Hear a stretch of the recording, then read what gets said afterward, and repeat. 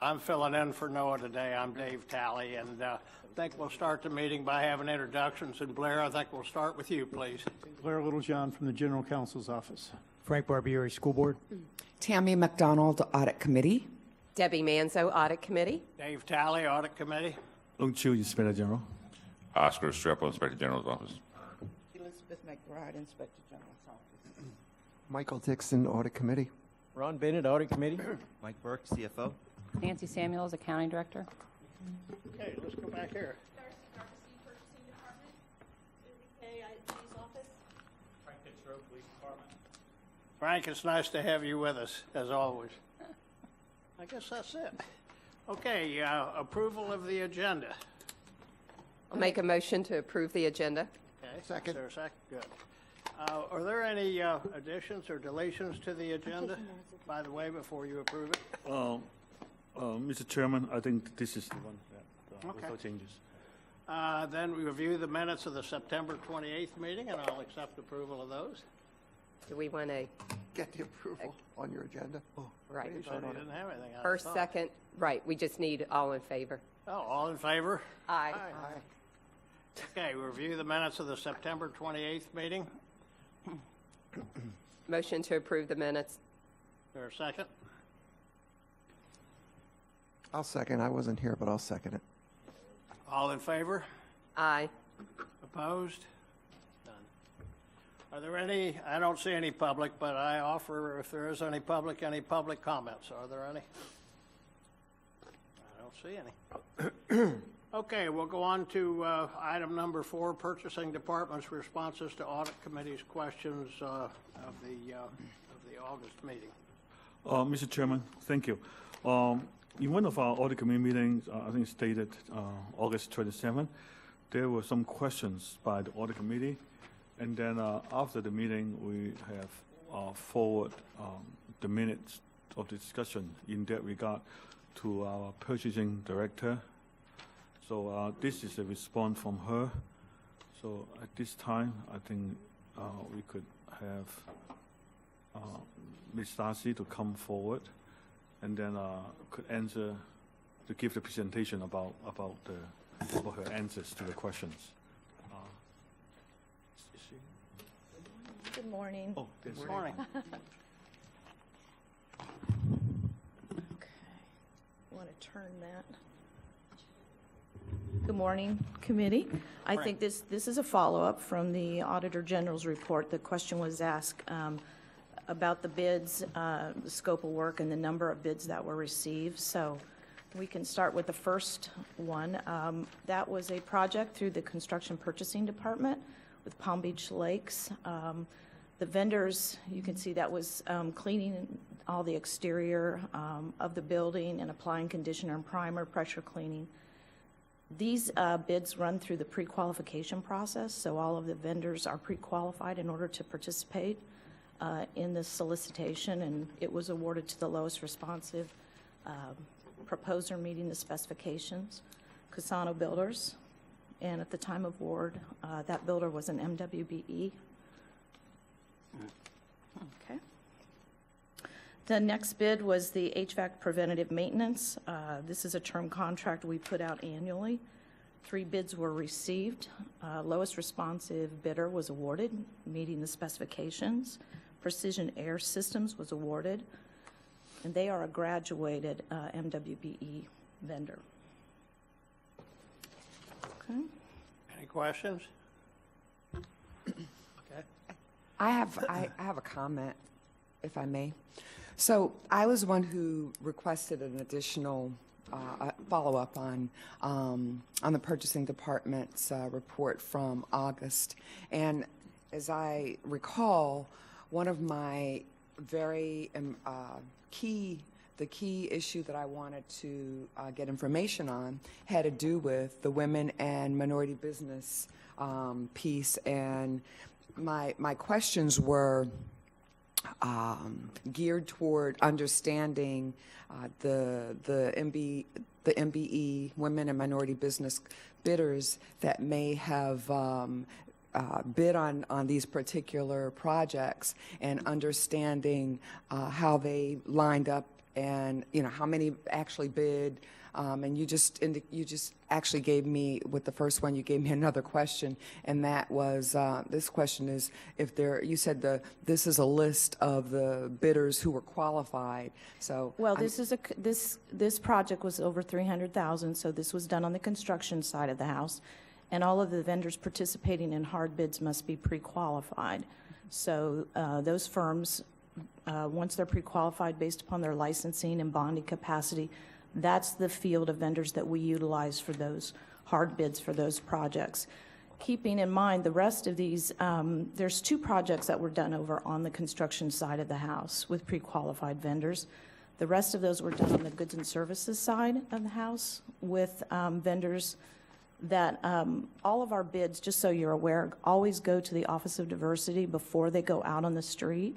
And the purpose of that is to secure any ready, willing, and able vendors that there may be that we may not have in our database, so that those folks get an opportunity to get an invitation to participate in the solicitation process. Okay. So I'll just make my comment and question actually very brief at this point. On all of the responses, I noted that there was no indication at all as to the identification of the bidder as to whether or not they fulfill the women or minority business enterprise qualification or box check, whatever. And that is what I was really interested in understanding. I can give you that information. Yeah, I just like to see who's bidding in that area, because one of the disparity study brought out that there are some disparities in the contracts that are let with the school district as well as the county. And I just wanted to understand our sensitivity and our identification and how we're addressing that little piece. So I'd like to know of all of the number of bids that you have throughout the report, if any of them, and you may not be able to provide that now, and I fully understand that, but if any of them were women or minority business enterprises, and then if any of the bids were awarded to women or minority business enterprises. Okay. Well, I've got some of that information. So Good, if I didn't give you all that, I do accept my apology. But with regards to the next bid, I think we went through preventative. I said they were graduated. Paving and drainage, let's go down to that one. The purpose of this bid was to establish a term contract for paving and drainage vendors, and obviously our method of award was to establish a pool of qualified vendors that could quote on respective project-specific jobs that came up.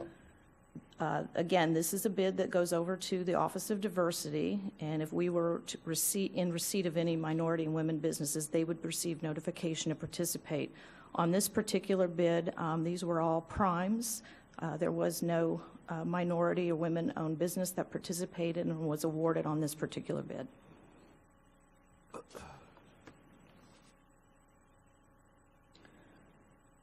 The next bid is our RFP that was done for staff augmentation, and this was 2 major firms. We received responsive bids from AECom and Jacobs Project Management. Obviously, the district ended up awarding to AECom, and on this particular bid, there was subcontracting requirements for each of the respective bidders. And I can give you an overview. AECom participated with 16% MWBE or SWBE certification. I do have that information. I'll be happy to share it with you.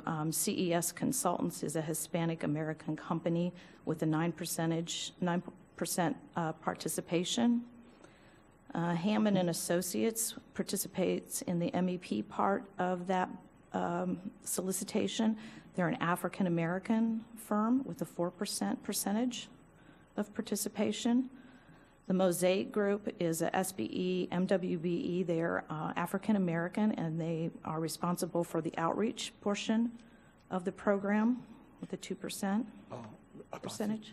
Which bid you talking about? I'm talking about 17C-020W. That's program management. So I'm going through the subcontracting, all the subs. Subcontractor, okay. Yes.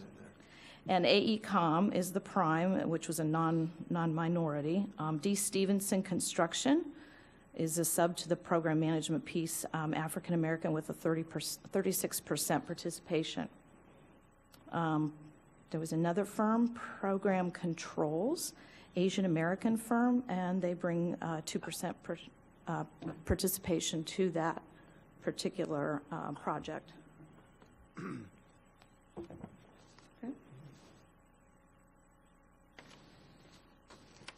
Okay, let's go into, this was, the next bid is the installation and repair of chain link fencing. And as you recall, we discussed, we received one bid, and that was from Gomez and Sons Fencing. They are registered with the district as an MWBE and SBE firm. That bid was awarded to the lowest responsible bidder. You only received one bid? Well, if you recall, I think in the last audit report, I submitted a copy of the participation from the 2012 bid. There was 5 bidders. Again, Gomez won the lowest overall pricing. And I think, as you recall in the report, we had reached out after we received this bid to find out why some of the other participants that we had last time did not participate. And the comments back were that they could not compete with Gomez pricing. Okay. So that was reported, and it was in the audit report. Mr. Talley. Yes. I just want to make the committee aware of a discussion that the board had with respect to this item at the meeting on Wednesday. Dr. Robinson pulled this item off the agenda and put it on our new business with respect to the chain linking. The bid was found to be unresponsive or unbalanced, I guess it's called, materially unbalanced, and management's response was vendors found to be offering a materially unbalanced bid may be rejected. Dr. Robinson brought up, and I agreed with her, that when there's vendors found to be offering a materially unbalanced bid, it shall be rejected rather than may be rejected. So I think the district legal counsel is looking at a change in whatever procedure policy that would cover that. But I just want to bring it to your attention that the school board, I think all of us felt that there wasn't any, I don't think I saw anybody, any of my colleagues that didn't believe that that policy or that procedure should be changed so that if there's a materially unbalanced bid, it shall be rejected. This one was materially unbalanced and it wasn't rejected. So just want to bring it to your attention. Thank you for the update. Can I ask a question? What does that mean, materially unbalanced? I'm not familiar with this jargon. I'm sorry. If I may, Mr. Chairman. Just my information on it. This is this one report. I think you may not be pleasant at the time. The report regarding the review of selected projects bid awards. Well, this one that we're fun. talking about now. Yeah, we're talking about. yeah. This is one of those that we find out the vendor submit the bid with some very undercoded price, like a 1 unit is may cost like $5,000-$6,000. They code it $1 per unit in some of them. So, and our findings were that it could give the what you call equity, and it cannot foster a competitive environment for other bidders, because if this company turn out to be $1 per unit bids in some of them, so that, of course, for the certain calculation methodology, they will always be the lowest bid. And so we concluded that this is the unbalanced bid, and then it should be reconsidered or rejected. What was their performance like from the 2012 bid? Very successful. Very successful. I think and in all fairness to the committee, I think, this bid going forward in the future, it was awarded in 2017, and obviously the pricing was very competitive. This vendor is a fabricator and an installer and has a total turnkey process. And when you look back at the bid from 2012, the participation, they were still the lowest bid back in 2012. So whether or not those folks that participated in the past felt as though, and we did contact some of them, we contacted 3, said they didn't feel they could compete.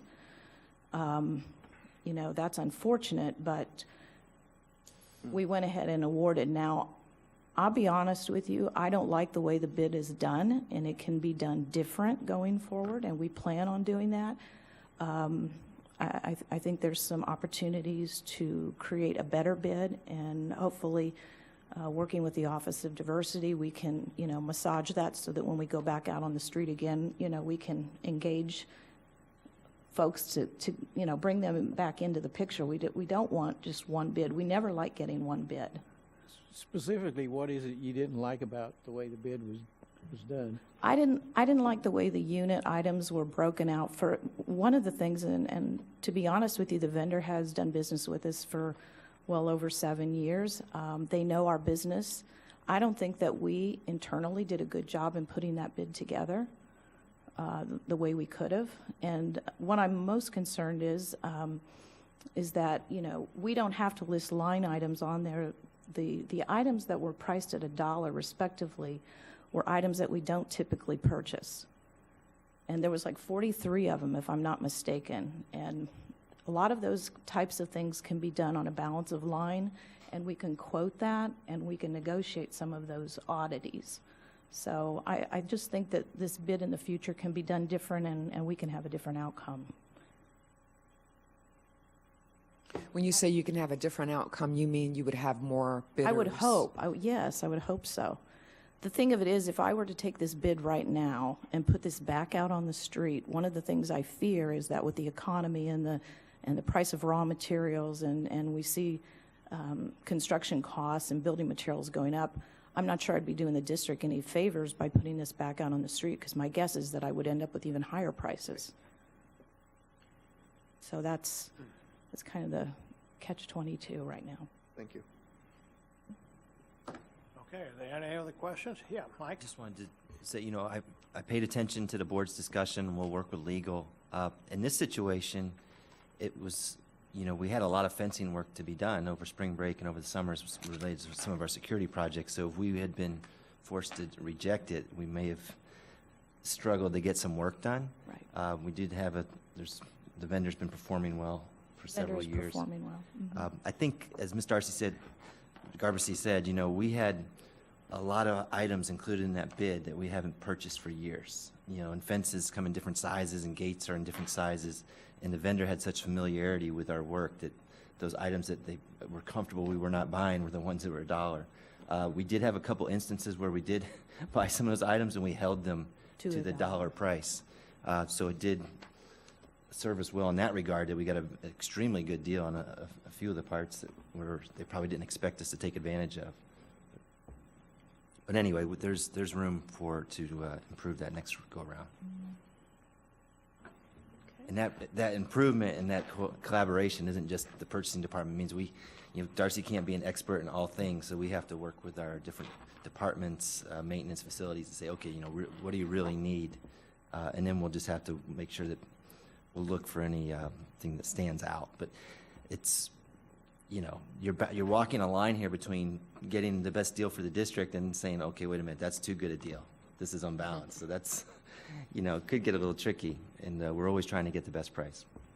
Mr. Chu? Mr. Chairman, just to follow up, and then my response to the board at the time, at the board meeting, was that since we have a built-in process to follow up with our previous formal reports, and then we will do follow-up, and also we have a provision, you know, the new work plan to look into the projects funded by the referendum, the half-cent sales tax referendum. So, of course, we will come back if we see something similar that could hurt the competitiveness of the bidding process. Okay, any other questions from the audit committee? Does this answer the questions that were originally raised? Well, I got a breakdown of 1, 2, 3 of the 6 items that are on the report, so it partially answers the question. And I guess my concern really goes beyond the scope of the audit committee, and it really, Mr. Barbieri probably falls on the school district and the purchasing department, and that's simply this. In the case of this fencing bid, it's a great example where we've used this this contractor for 7 years, did you say? 7 years? And other contractors that are fencing contractors don't even bother to bid because they don't feel like they even have a chance. So, you know, why even bother? And my concern is, at what point do we say, look, we've got to do something different to get other potential contractors to bid and to have an opportunity and not feel that they're shut out because this contractor knows our system, they know our process, they know what we do, they know what the pricing structure is, et cetera, you know, how do we get up beyond that? And is it a concern, or is it just my concern? Is it a concern of the school board, or am I going, being a little bit too overly concerned? No, I hear what you're saying, but I think the district takes every measure, and purchasing does. You know, there's a tremendous amount of outreach that's going on right now to the community with the, you know, penny sales tax referendum. We were just out in the Glades on the October 5th purchasing was. We'll be going back in January. We've got a town hall meeting scheduled for Monday. So we're very engaged, and we want to continue to be. We want more people brought into the fold, and we work very close with the Office of Diversity. But, you know, you can only do so much, and we want those people to participate. We even go as far as to help engage them in registering with BidSync so that they will register to participate in our solicitations. So we're doing, I think, the best we can, but there's always more that can be done. Thank you. Okay, any further? Ron, did you have anything? I just wonder if this is even an audit committee issue. I think this is. I wonder. This may fall in somebody else's bailiwick here. I think. Yeah. Come on, you want to go through I have, yes, this last item, and then I'll be brief. This, again, was a project that was done through the Construction Purchasing Department for re-roofing, and these, again, the 4 that participated were pre-qualified vendors participating, and the Thermoseal was the awarded vendor, and they are a prime. There was one SBE high-tech roofing that did participate. They are pre-qualified, but they were not successful with the award on this particular bid. I think that's it. Okay. I think that's Ron, go ahead and mention what were you saying? I just wonder if this issue that we were discussing is that really an audit committee issue, or does this fall somewhere? Sounds to me more like it falls more with the school board and the purchasing. Yeah, this is a policy, you know, policy decision. I think it's more the purchasing and the school board itself as opposed to the audit committee. But yeah. Mr. Barberari, do you have any response to that? Well, I mean, this audit committee looks at a lot of the way that our policies are being followed throughout the district, so I'm not sure why this one's any different. I think the school board expects you to look at whether or not the district is being fiscally responsible in carrying out our policies, and if you find, no matter where we're at, if you find that it's not, it's your job to let the board know that. I mean, that's just my opinion, speaking as one board member, but. Thank you. Okay, any other questions or comments? If not, thank you so much. I appreciate it. Okay, let's move on to the Investigation Procedures Manual. Mr. Chu? Thank you, Mr. Tolley.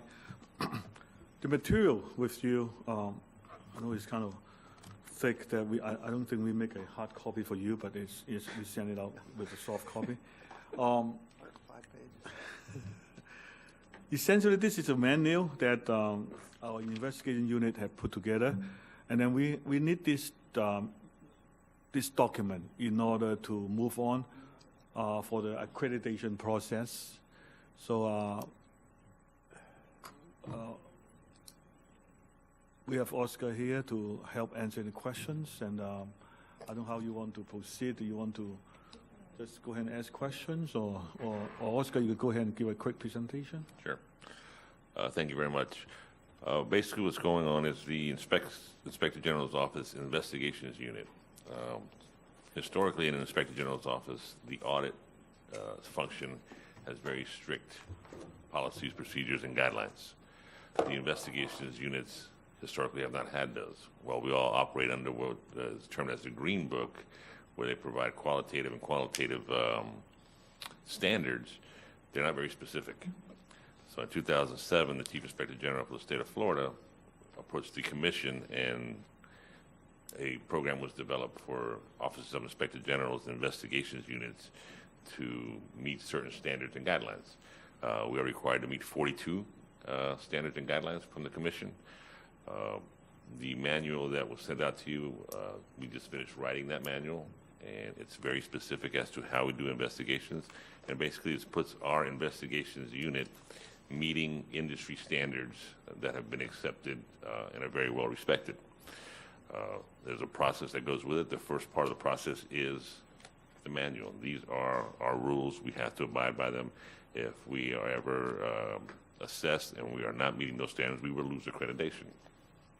So the first process is this manual, which you guys have.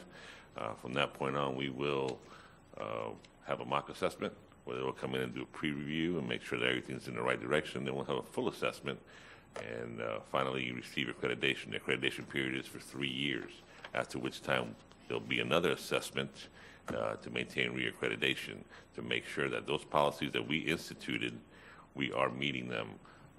And basically, it's just taking our investigative process, reports, and putting it at a level that's the industry standard that's well respected throughout. Basically, it's the country, because the AIG kind of oversees a little bit of it through the Green Book, but then Florida got much more specific and much more stringent in ensuring that our function is being done at the highest quality and the highest level. So that's the process that Mr. Chu tasked me with when he put me in this position, and we are on pace to hopefully have our full accreditation by the summer. I'd like to add a comment. Of the policies and procedures that are before you, we are required by policy to be peer reviewed by the Association of Inspectors General every 3 years. So the policies and procedures have been written to accommodate the peer review process and those standards that are encompassed in the Association of Inspectors General's principles, and to encompass the standards under the accreditation process. In the accreditation process, Oscar, I would just add, a lot of the accreditations process specifically does focus a lot more detailing with the whistleblower provisions and those investigations, I think, which is very good, but investigations in general. But clearly we tried to direct these, because when peer review come in, and they will be in March of next year, for our second peer review, they will be looking at the same policies and procedures. That's correct. I mean, the policies, with the help of Ms. McBride and myself, kind of put this together so we could be, there wouldn't be 3 sets of policies out there for the different reviewing bodies. It's one set of policies. It does lean heavily towards investigations, because the Commission for Law Enforcement Accreditation only accredits the investigation side. They do not accredit the audit side. Ron? Go ahead. Go ahead, Ron. Now, I just asked what the title of the Green Book is. In the audit world, the Green Book is published by the GAO. It's internal controls for the federal government. You're probably talking about a different Green Book here. It is. It's a different Green Book. It's promulgated by the Association of Inspector Generals. Typically, in the inspector community, you have the Green Book for investigations and the Yellow Book for audit. So when we say Green Book, it's the one that provides the qualitative and quantitative standards for investigations. Thank you. Debbie? My comment is, when I reviewed this, I thought it was very easy to follow, done very well, wonderful process, and congratulations on, submitting, and I, hopefully you'll get it. I can't imagine why you wouldn't get the accreditation. So. Thank you very much. Mm-hmm. So I'd like to piggyback Debbie. I think the document is very well written. It reflects a lot of hard work and hours, and congratulations. I commend you completely. I do have 3 questions. Yes, ma'am. On page 63 of 105, it's Directive 4.05, page 4 of 4. There's a reference. No. Yeah, it talks about the confidentiality of people involved in the investigation and it says that during the period of investigation, they are required to maintain their confidentiality. Are they not required to do so after the investigation's over?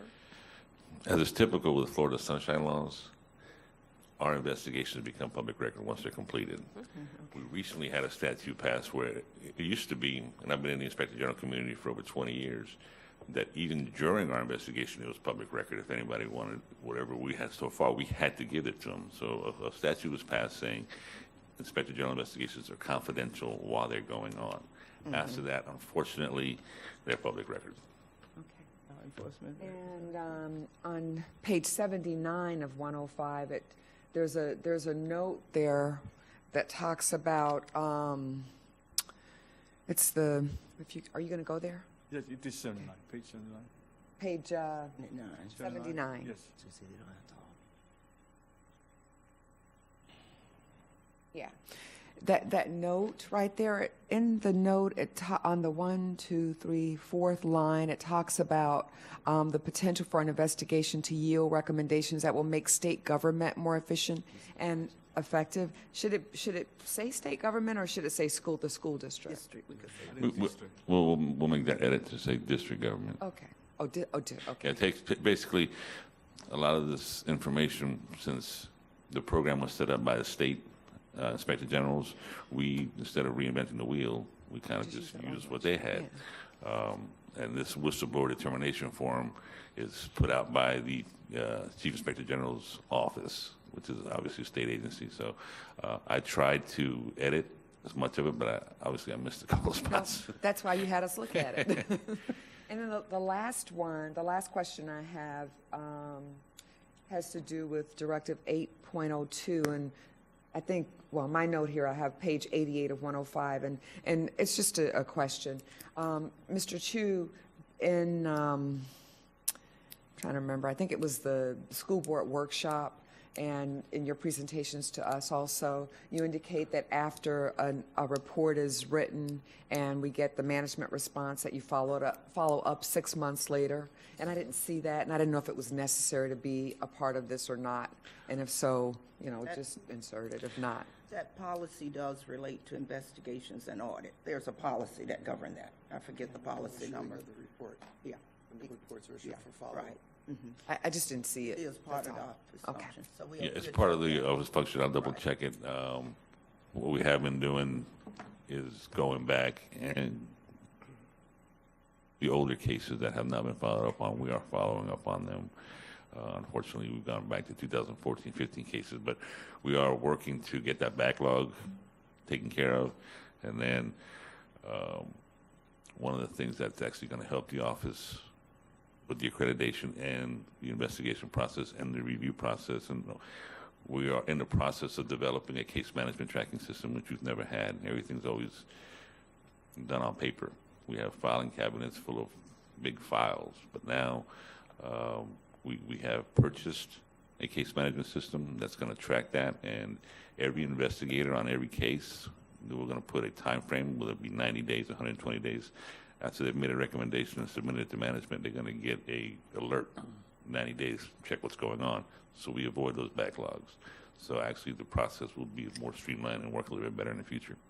Great. And Thank you. If it's not in the manual, we'll make sure it will be added back. But And it also- certainly is in the policy, Yeah. that be it audit or investigations, that we are to follow up if people haven't been responsive, and what Mr. Chu is to do if they haven't been responsive after a period of time. Also, we'd like to say thank you to Mr. Bird that he was able to fund us the money to put in the software for the tracking system. Yes, thank you. That's huge. Yeah, my thanks to all of you involved in this. I reflect what Debbie and Tammy both said. For some issues that could be rather complicated, it was very easy to read, which was surprising to me. I bit my tongue when I started reading it and thought, oh, God, I'll never get through it all. But I think it was really well done, so kudos to all involved. Mr. Chu? I think we need to. I have a Okay. comment. Are there any other May I comments? make Sure. a comment first? I understand what we're talking about with respect to the accreditation process and formalizing this investigative process. And your comment using this document as a peer review down the line. 3 years from now or during this 3-year period when you have a peer review so you can get accredited continuously. I understand all that. My question really relates to what we've been doing so far in your office with respect to investigations and how what we've been doing as it relates to this new procedural manual. Is there any big difference, or is this just formalizing? It's just formalizing. I guess I went to the office in 2014. Yeah. And they had something like something in the audit manual. And over those years, we've been drafted it. The previous director from audit, Oscar, had a draft manual. He came in and he's just finalizing. So it's more, the office procedures have always been there because clearly with investigations, you got to honor rights and due process rights of parties. Sure. We have to honor policy documents, collective bargaining agreements regarding the rights of its members. So all those things were being followed now, but we did not have finalized for the peer review process. They do want to look at your procedures. That's for accreditation. I Yeah. understand that. I was just more of the actual operations of the office and what Right. they're doing with respect to investigations, et cetera. I get the peer review and. Yeah, we were I doing get all that. that, We just yeah. had not been Thank you. finalized. We did have policies Right. before I'm this sure, but one, I mean, there's nothing really big in this. but again, it was mostly qualitative and Nothing really quantitative big that we standards. weren't doing before. Nothing No. this specific. Thank you. This actually says you will do this in 5 days and very specific as to how you're going to handle your cases. That's great. Thanks. Good. Any other questions or comments from the board? If not, I'll entertain a motion to approve this document. I'll make a motion that we approve the document. I'll second. Any discussion? All in favor? Aye. Opposed? Passes unanimously. Thank you, Mr. Mr. Chu, do Chairman. you have anything else before we get to, we have the next audit committee meeting the 16th of November. I don't think we have anything else to add, and the school audit is just on the way, so I hope that we can finish it based on the original schedule. I was not able to attend yesterday, but how was the reception, so to speak, for Richard Roberts? Or not reception, but the honoring of him at the board meeting? It went great. We have our board member, Mrs. Andrews, to give the presentation, and a very quick briefing about what Mr. Robert had done for the school district, serving on the audit committee, and then we provide a meaningful plaque for him. It's $30, Mike. It's not that Should have bad. been around a long time. It seems like there's a void without him. and- Michael? Totally different subject. Scheduling. We have a audit meeting scheduled in December, the 21st of December. Says the 6th. Or maybe I'm wrong. December 6th. That's the 6th. Oh, I'm sorry. Six. Well, that's good news. That's good news. It is the 6th. I'm sorry. Surprise. Forget it. Forget it. Sorry. Okay. Are there any, I'm not. any other comments of this illustrious board? Mr. Talley? If not, Mr. I'll- Talley? Oh, yes, Mr. Barbieri.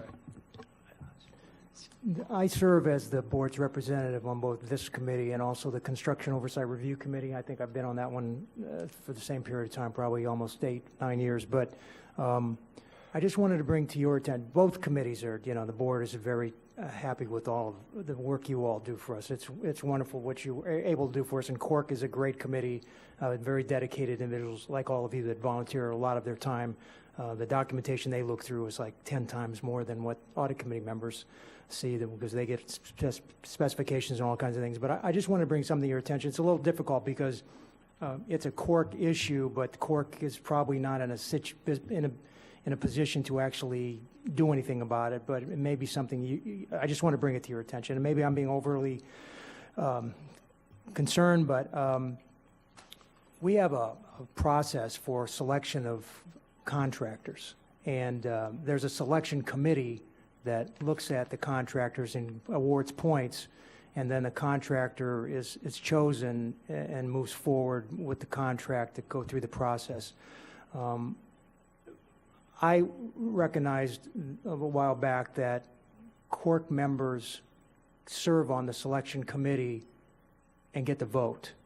In a past vote some months ago involving one of the schools in my district, Verde Elementary, there were two architects, very qualified architects, both of them. There was no issue with who got the contract for the new school, but the Cork member who served on the selection committee made a comment that the one contractor showed a conceptual drawing of a two-story building, and this Cork member said it reminded him of the days when he went to school and he didn't like two-story buildings. They look like, industrial buildings. And my understanding is he was able to move all of his points to the other contractor and flip the outcome so that the second contractor moved in the first place, which is still a great contractor, architect. And I'm not suggesting for a minute that Cork member did it for financial gain of any kind, but what concerns me is that if you have Cork members who have no supervision by district staff that can make a decision to switch the order of contractors to get awarded, and then the Cork also gets to vote a second time on whether that contract should move forward to the board, you're actually having a Cork member able to not only help get the select the contractor that he or she wants, but also gets to vote again to move it forward to the school board. And that concerns me, especially since the contractor that ended up getting it came forward with a two-story building that we're probably going to build, if not three stories. So the reason that he moved it, and I guess the problem is that, and I've talked to Darcy about this, is that the Cork needs to have, the selection committee has to have more guidelines on how they are allowed to, what they're allowed to look at. This was something that shouldn't have been considered, the conceptual drawing, but in fact, this Cork member did consider it, and it was able to change the outcome of who got, I don't know, Mike, is that a multi-million-dollar contract, the architectural contract for Verde Elementary? It's over $1 million. So it's $1 million contract that was able to switch it. I'm just concerned in the future with $1 billion of sales tax money coming in, that we're going to be doing a lot of construction, that there could be a situation where, and again, I'm not suggesting anybody did anything for financial gain here, but there could be a situation where somebody could, receive some kind of remuneration for shifting their votes to get it over. I think district staff should be the ones that make the decision on selection, and because they know what the guidelines are and they have supervision to make sure they're doing what they should be doing, as opposed to outside volunteers being able to make a selection on a contract that's going to go forward at the school board. So I just wanted to bring it to your attention, whether or not you want to weigh in on it or not. I've looked at the policy with the general counsel's office. It's very broad. It just says Cork has the authority to oversee the entire process, including bid selection. It doesn't specifically give Cork members the right to sit on the selection committee and vote. My suggestion to district staff was that if we're going to have them there, which they're invaluable in the knowledge they have, make them non-voting members where they can give their input, and then it's up to the voting members to make a decision. But I just wanted to bring it to your attention. So how is the selection of the selection committee members done? Well, there's, the staff is selected based on their expertise. So if we're doing a construction contract, there'd be members of that department. With the oversight committees, typically it's on a volunteer basis. Yeah, that just surprises me, because to have a non-county employee serving on the selection committee, is that common or not? We've done it in a few of the other, I know like on our finance committee, we've had a member of the finance committee sit on the selection of our banking contract, so I think the idea was just transparency initially, so that they would go through the whole process along with staff, and then they'd be able to weigh in. So moving forward on any other bids and where there's a selection committee, do you foresee asking, because someone's got to be asked to serve on the selection committee, correct? Usually, yeah, I mean, we try to volunteer or ask people to volunteer, because it's it's a lot of work. These RFP I committees, understand. We go get- through them all the time. Right. Yes. So I don't know. I mean, I think that would be if the board decides that they just want anybody that's not an employee to be a non-voting member. I have no objections to that. I think, we've kept there's some districts that used to have actual school board members sit on selection committees, and that proved to be problematic, or it just Right. lends itself to trouble. Because there's So, got to be, they some vote on extent- it after, yeah. Yeah, to some extent, these advisory committees are an extension of the board because they're appointed. So it may make sense to just have them as non-voting members, and then see if they're still willing to invest and dedicate their time to go through it. Okay. So is it your office that determines who sits on the selection committees? No, the purchasing department, they orchestrate the whole process, but when it comes to like the court committee, they would, through their own committee, we'd reach out, say we need somebody to sit on this selection committee, and then they get a volunteer from the group. I think we've done it actually with the audit committee, perhaps when we did the RSM But that's contract. by statute. The statute. Okay, so that one's the by statute statute. writes Yeah, that's them right. into that selection process, so that's not the same. Okay. I think one of the things that we heard, heard Mr. Barbieri say today and previously, was that basically the court member gets 2 shots within this process. They decide on what the project might be, Mike, and then they get a right to vote, I Well- guess. And the only, so I think that's some of, did I hear that right? Yeah, they get to vote on the selection of They the get two- contractor, and two then when the processes. contract comes forward to the court, they get to vote again whether to So in my approve mind, the it. question is there, to legal, is there an ethical issue, whether we need now in the past, when we were creating, doing some of your appointments after there were some changes in the ethics laws and we had to do the training with the committee members, we did have to seek some opinion about some members and their participation, like one of the chairs who's an architect, whether or not that person could bid and be on the committee. And the Commission on Ethics set out some guidelines. Whatever, I can't think of his name now, but he's still very active and is the chair of the committee, okay, regarding his participation. So the question in my mind is, would there be some ethical reason, issues that should be addressed from that committee members participating twice in this process? It's almost like an appeal, a trial and an appeal. Can you do both of them? Yeah, so, And it is a challenge for the selection committee members because I'm sorry.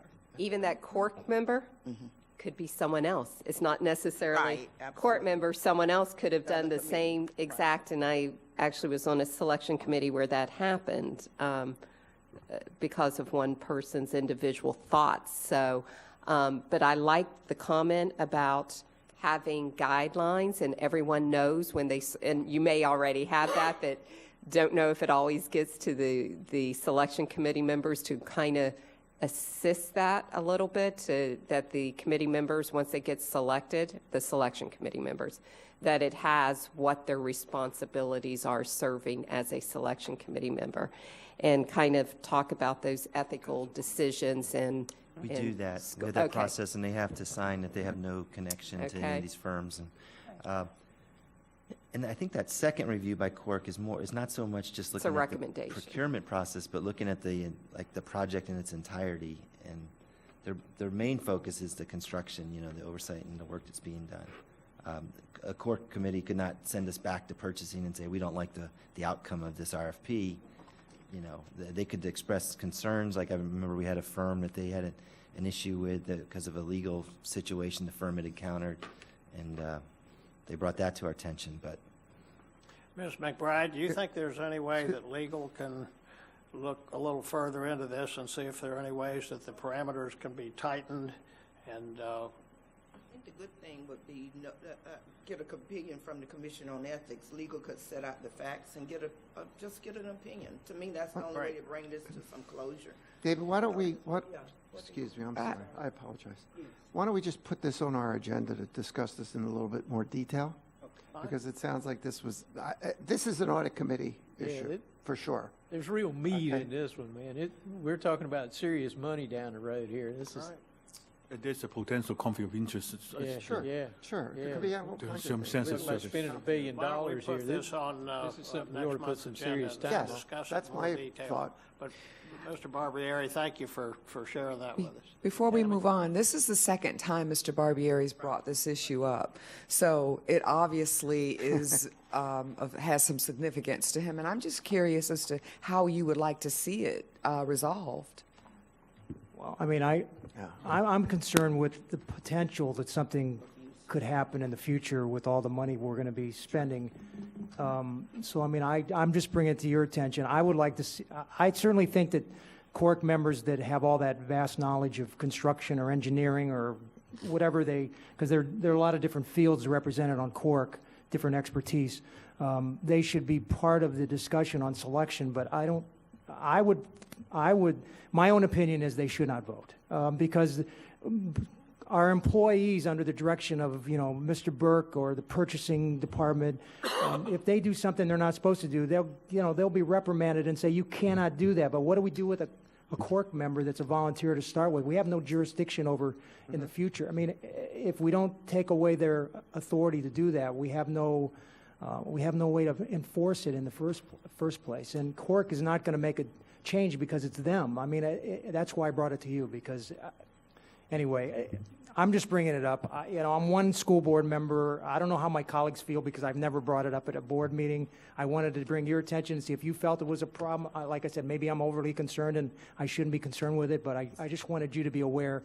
I was most concerned when I saw what happened at Verde. And again, the contractor that got it, the architect that got it, is a great contractor, so I'm sure they'll do a great job redesigning that building. But the thought just occurred to me that if they can do that, if one member of Cork can do that, and when they do get the contract then, and they could help push it forward at Cork, if they have a reason to push it forward, they could push it forward, that it comes then to the school board. And we never look at the selection process. We don't know what happened at selection. We just know we have a contract before us that Cork has said, yeah, they vote to approve it. So, I mean, we don't get to see the detail, and if I wasn't at those meetings, I wouldn't have known about it either. Mr. Chu? This is a suggestion. Would that be easier that for our next audit committee meeting discussion, that legal can put in some input and at least have some background information so that we know where to go? I think that the legal aspect is important regarding ethics and potential conflict of interest. And understanding the process. Yeah, the operational side. So. Okay, Michael. And again, and who that makes was the a good decisions idea. for those selection committee members? Who's the one deciding who's going to be on the selection committee? Because the oversight committee for these projects, to me, should be looking at the process, looking at whether it complies with the project and everything to do with that process complies with state law. So it's interesting that one of those members or committee members is now serving on a selection committee, from my perspective. Okay, so hopefully, Ms. McBride, by our next meeting, Legal department. Legal department. the legal department, could they provide us with something for the next meeting, and we'll discuss it further? And the operational side. Or massage it, whatever. I think it needs to include the purchasing department. Yeah. Okay. I'm sure you all will figure it out and Mr. Talley, it probably should also include the purchasing department so we can understand the process. Absolutely, I Yeah. agree. The logistic, yeah. Okay, any further discussion? If not, I'll accept a motion to adjourn. I'll make a motion. Thank you. All in favor? Aye. Vote with your feet. Yeah, she's a lot better now. It's been 3 months.